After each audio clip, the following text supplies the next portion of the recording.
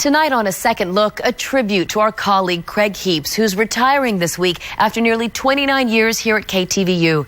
In 1990, Craig brought us this report on those killed during a World War II explosion at Port Chicago and the controversy that followed the survivors for decades. Today, they sat together, black people and white, remembering a time 46 years ago when official Navy policy kept them apart. This is the annual memorial for the 320 people killed in the explosion at the Concord Naval Weapons Station, July 17, 1944. Be with us all. Amen. No one knows for sure what went wrong, but something touched off an explosion that was felt 45 miles away. It destroyed 2 ships, demolished the pier, and rocked the town of Port Chicago. 202 of the victims were black sailors in segregated units. Their job to load depth charges and bombs aboard Navy ships. DeWitt Jameson was in his barracks at the time of the explosion. The first explosion knocked me from my bed to the ceiling, and I hit the floor.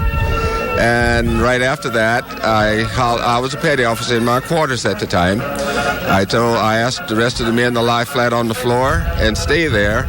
And before I could get that out, everything just collapsed. After the explosion, 258 black sailors refused to work at the docks. Threatened with courts-martial, all but 50 returned to work. The 50 were convicted of mutiny and sent to the brig for a year. Now, as many remember the dead, a few hope to remove the stigma for the living. 24 members of Congress have asked the Secretary of the Navy to pardon the 50 black sailors convicted in the Port Chicago mutiny.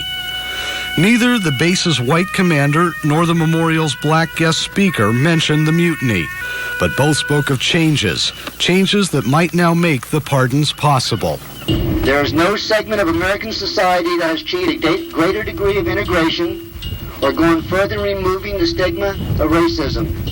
I'm pleased that we can say that was then and this is now.